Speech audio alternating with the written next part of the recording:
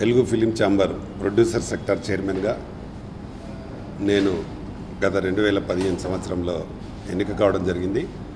భారీ మెజారిటీతో అందరికంటే నాతో పోటీలో ఉన్న అందరికంటే కూడా నాకు ఎక్కువ మెజారిటీ వచ్చింది. నేను గెలవడం జరిగింది. అది 2015 to 2017 వరకు. అయితే కావాలని కొందరు మొన్న కొందరు కలిసి ఒక ప్రెస్ మీట్ లాగా పెట్టి నన్ను ఏదో తొలగిస్తున్నా అని చెప్పి, అసలు చైర్మన్ లేకుండా మీటింగ్ జరపడం అనేది కరెక్ట్ కాదు. మీటింగ్ జరిపి నన్ను ఏదో తొలగిస్తున్నా అని చెప్పి ప్రెస్లో ప్రకటించినారు. దాన్ని నేను పూర్తిగా తీవ్రంగా ఖండిస్తూ ఉన్నాను. ఎందుకంటే నేను 2 సంవత్సరాలు పూర్తిగా నాకు 2015 నుంచి 17 వరకని దాదాపు నాకు సర్టిఫికెటే ఇవ్వడం జరిగింది. కానీ దాన్ని ఇక్కడ ఫిలిం ఛాంబర్లో 4 సెక్టార్లు ఉంటాయి: producer and distributor and exhibitor and studio. వీళ్ళెవ్వరికీ వర్తించని విధంగా నన్ను కావాలని తొలగించడం. ఎందుకంటే నేను తెలంగాణ నుండి ఉన్న ఏకైక నాయకుడిని కాబట్టి. నేను గత 15 సంవత్సరాల నుండి ఈ ఇండస్ట్రీలో ఏదో ఒక పోస్ట్లో ఉంటూ వస్తున్నాను. ఈసారి ఫస్ట్ టైం నేను ప్రొడ్యూసర్ సెక్టార్ చైర్మన్గా ఎన్నిక కావడం జరిగింది. నేను గవర్నమెంట్ ద్వారా కూడా రిప్రజెంటేషన్స్ ఇచ్చి నిర్మాతల శ్రేయస్సు కోరి ఇప్పుడు సింగిల్ విండో విధానం కావాలని అడిగాము. అది గవర్నమెంట్ ఒప్పుకుంది. అలాగే చిన్న సినిమాల రిలీజ్కి చాలా ప్రాబ్లం ఉంది కాబట్టి 5 షోలు కావాలని అడిగాము. అది కూడా ఒప్పుకుంది గవర్నమెంట్. అలాగే ఇక్కడ ట్యాక్స్ విధానాన్ని కూడా అమలుపరచాలి. చిన్న నిర్మాతలకు, చిన్న సినిమాలకు ఇప్పుడు 20% కలెక్ట్ చేస్తున్నారు, కానీ దానికి వాస్తవంగా 7% కలెక్ట్ చేయాలి. అది కూడా సీఎం దృష్టికి తీసుకొచ్చాము. అదే చిత్రపూరి కాలనీకి 9 ఎకరాలు గతంలో తెలంగాణ వారికి ఎవరికైనా రాని వారికి ఉంటే వాళ్ళ టెక్నీషియన్స్ అందరికీ ఇవ్వాలని 9 ఎకరాలు కూడా గవర్నమెంట్ శాంక్షన్ చేయడం జరిగింది. ఇవన్నీ మంచి పనులు చేస్తూ ఉంటే వీళ్ళు కొందరు నిర్మాతలు థియేటర్స్ను చేతులు గుప్పిట్లో పెట్టుకొని మొత్తం మొనోపలి విధంగా ఈరోజు సినిమాలు రిలీజ్ కాకుండా, ఈరోజు ఇప్పుడే ఒక 21st సెంచరీ లవ్ అనే ఒక నిర్మాత దాదాపు 2 కోట్లు పెట్టి సినిమా తీశాడు. దానికి ఈరోజు రేపు రిలీజ్ ఉంది. దానికి హైదరాబాద్లో ఒక్క థియేటర్ లేదు. అసలు ఆయన ఇన్ని డబ్బులు పెట్టి సినిమాలు చేస్తే థియేటర్లు ఇవ్వకపోతే అసలు ఏం చేయాలి? దీని మీద నేను పోరాటం చేస్తుంటే మొన్ననే విజయవర్మ ఇక్కడ దీక్ష చేశాడు 4 రోజులు. విజయవర్మ అండ్ ఆదిత్య ఓం హీరో గారు ఫ్రెండ్స్ రిక్వెస్ట్ అనే సినిమా 4 రోజులు దీక్ష చేస్తే నేను దీక్షలో వచ్చి నేను చెబితే అతను రిలీజ్ చేసినాడు. ఒక్క థియేటర్ లేదు. నేను చెప్తే 7 థియేటర్లు ఇచ్చారు. అంటే ప్రతి థియేటర్, ప్రతి ఓనరు, ప్రతి ప్రొడ్యూసరు నిరాహార దీక్షలు పడితేనే వీళ్ళు థియేటర్లు ఇస్తారంటే కుదరదు కదా. ఇప్పుడు దాదాపు 200 సినిమాలు ఉన్నాయి రిలీజ్ కానివి. ఎందుకంటే కేవలం థియేటర్లపైనే. అయితే ఈ థియేటర్లపైన నేను ప్రతిసారి మాట్లాడడం, నేను గత 6 months బ్యాక్ 6 నెలలు క్రితం నేను 7 రోజులు ఆమర నిరాహార దీక్ష చేసిన ఇండస్ట్రీ బాగు కోసం. ఇప్పుడు నేను సెక్టార్ చైర్మన్ గెలిచిన మొట్టమొదటి మెయిన్ ఎజెండా ఏంటంటే డిజిటల్ గత పక్క రాష్ట్రాలలో 2,500 రూపాయల చొప్పున 1 వీక్ డిజిటల్ ట్రాన్స్ఫర్ చేస్తే మన దగ్గర 1 వీక్కి 10,800 రూపాయలు తీసుకుంటున్నారు. అంటే దాదాపు 7,500 ఒక ప్రొడ్యూసర్ దగ్గర ఎక్కువ తీసుకుంటున్నారు. దాంట్లో మన నిర్మాతలే పార్ట్నర్స్. క్యూబ్లో ఒకరు, యూఎఫ్ఓలో ఒకరు, పిహెచ్డిలో ఒకరు. ఆ 3 అగ్ర నిర్మాతలు. వీళ్ళు ఈ చిన్న నిర్మాతలను దోచేస్తున్నారు. దీన్ని అరికట్టడం కోసం నేను ఈసీలో ప్రతి నెల నేను అడుగుతా ఉన్నాను. ప్రతి నెల కమిటీ వేస్తా అంటారు, దాన్ని దాటేస్తున్నారు. ఇలా 7 నెలల నుంచి ఇదే జరుగుతూ ఉంది. నేను 7 నెలల నుంచి ఆ ఎజెండాను ప్రతిసారి మా సెక్టార్ మీటింగ్లో యునానిమస్గా తీర్మానం చేయించి ఈసీకి పంపితే దానిపైన మీరు కావాలంటే ప్రెస్ ద్వారా కూడా నేను చేసిన తీర్మానాలన్నీ 7 నెలలు కూడా చూడొచ్చు. ఎవ్రీ మంత్ నేను ఈ డిజిటల్ తగ్గించాలని తీర్మానం చేస్తున్నా.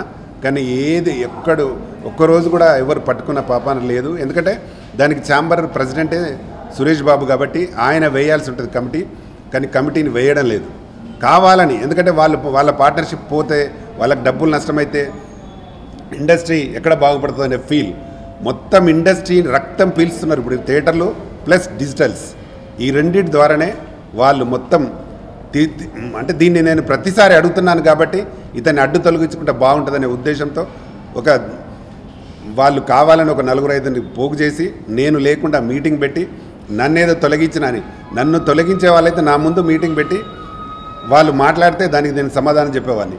కానీ నేను లేకుండా వాళ్ళే మీటింగ్ పెట్టి వాళ్ళే అది చేసుకొని అసలు సంతకాలు పెట్టే సిస్టమ్ ఇండస్ట్రీలో ఫిలిం ఇండస్ట్రీ వచ్చినప్పటి నుండి ఇప్పటి వరకు లేదు. వాళ్ళు ప్రతి వాని దగ్గరికి వెళ్ళి మీటింగ్ పెట్టాలని సంతకాలు పెట్టించి కావాలని ఈ అవిశ్వాస తీర్మానం అని ఎక్కడ అవిశ్వాసం పెట్టలేదు. ఇప్పుడు నేను చైర్మన్గానే కొనసాగుతూ ఉన్నాను. అయితే ఈరోజు నేను నిన్న కోర్టు కూడా వెళ్ళడం జరిగింది.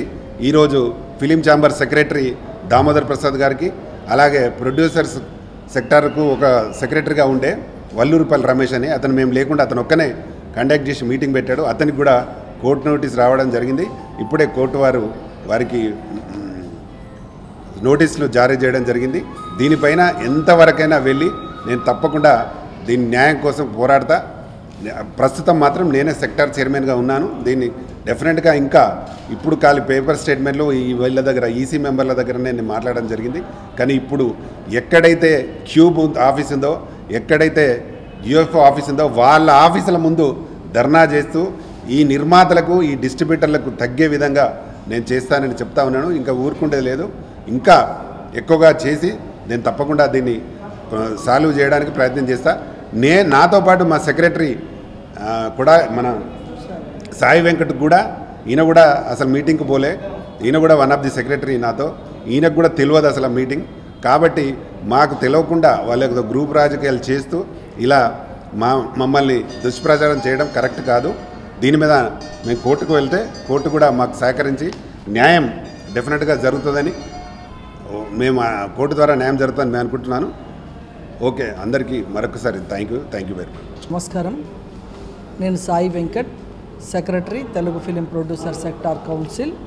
నేను కూడా సేమ్ 2015లో భారీ మెజార్టీతో గెలవడం జరిగింది. అప్పుడు మన రామకృష్ణ గౌడ్ గారు చైర్మన్గా మరి బాధ్యత వహిస్తూ మరి గత 1 year నుంచి కూడా నిర్మాతల కోసం నిరంతరం పోరాటం చేస్తున్న వ్యక్తి.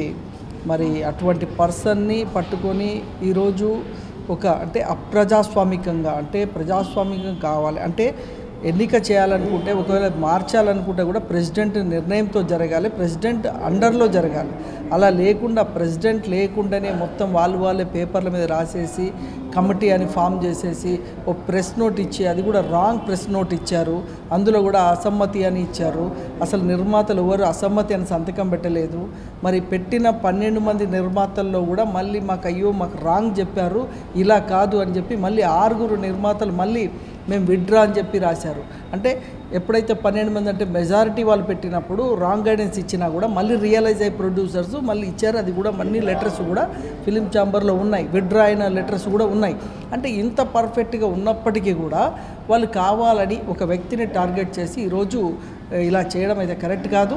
అదేవిధంగా రామకృష్ణ గౌడ్ గారు కోర్టు పోతే కూడా కోర్టు ఇమ్మీడియట్లీ స్పందించి ఈరోజు ఛాంబర్కి నోటీసెస్ ఇష్యూ అయ్యాయి.